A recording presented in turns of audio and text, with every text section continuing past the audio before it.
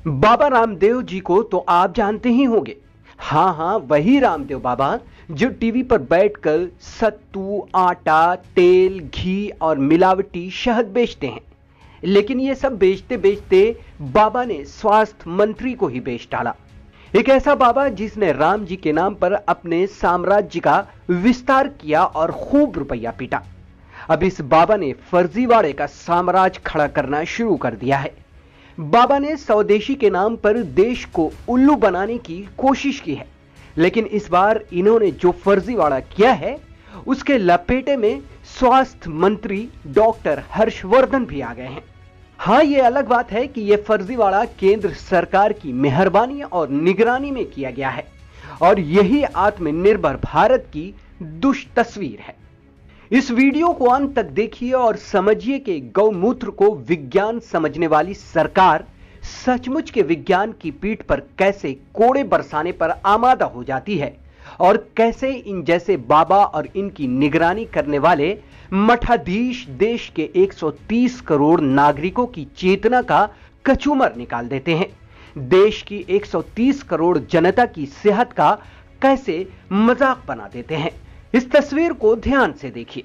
दरअसल यह तस्वीर नहीं है, बल्कि मेडिकल साइंस और विश्व स्वास्थ्य संगठन को अपने जूतों के टल्ले के नीचे मसलने का एक दृश्य है। रामदेव ने अपनी दवा कोरोनिल को दोबारा लॉन्च करने के लिए एक विशाल मजाक का जमघटा लगाया।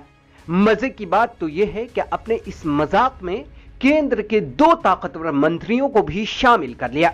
इन 2 मंत्रियों में से एक खुद केंद्रीय स्वास्थ्य मंत्री डॉक्टर हर्षवर्धन और दूसरे सड़क परिवहन मंत्री नितिन गडकरी थे। इन दोनों मंत्रियों की मौजूदगी में एक फर्जी दवा को लॉन्च किया गया। लेकिन गंभीर और चिंताजनक बात तो यह है कि बाबा के फर्जीवाड़े में शामिल दोनों मंत्री बाबा के पाप का खुशी खुशी समर्थन कर रहे थे। दोनों केंद्रीय मंत्री दुनिया भर में फैली महामारी के बीच अपने देश की जनता को सलवार सूट वाले बाबा के कदमों में न्यौछावर कर रहे थे। इस फर्जीवाड़े में ये सिर्फ 3 लोग ही शामिल नहीं थे। फेक न्यूज के प्रोफेसर और भाजपा की भोज विलास की भौतिकता से अवलोकित रजत शर्मा और देश की लश्करी मीडिया भी बाबा के पाप का प्रचार प्रसार कर रहे थे। बाबा के कोरोना वाले फर्जी दवा को दोबारा लॉन्च किए जाने पर नवभारत टाइम्स, अमर उजाला, न्यूज 18 और लश्करी मीडिया के सारे पालतू बाबा के पाप का विस्तार करते हैं। लेकिन अब बाबा समेत स्वास्थ्य मंत्री डॉक्टर हर्षवर्धन की मुश्किलें बढ़ गई हैं। आईएमए यानी इंडियन मेडिकल एसोसिएशन ने बाबा रामदेव के फर्जीवाड़े पर अफसोस जताया है। साथ ही डॉक्टर हर्षवर्धन से बाबा के पाप में बराबर की हिस्सेदारी के लिए स्पष्टीकरण मांगा है। पहले तो विश्व स्वास्थ्य संगठन ने ही बाबा के कोरोनिल के दवा की पोल खोली। उसके बाद आईएमए ने बाबा और उसके जुर्म में बराबर के शरीक डॉक्टर हर्षवर्धन से जवाब मांग लिया।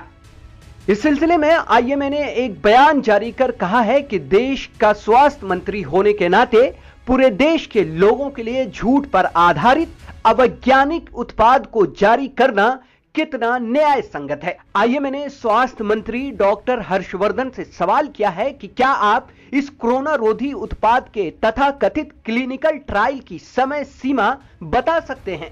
एबीपी के अनुसार आईएमए ने कहा है कि देश मंत्री से स्पष्टीकरण चाहता है। आईएमए आगे लिखता है कि वो यानी इंडियन मेडिकल एसोसिएशन राष्ट्रीय चिकित्सा आयोग को खुद संज्ञान लेने के लिए पत्र भी लिखेगा।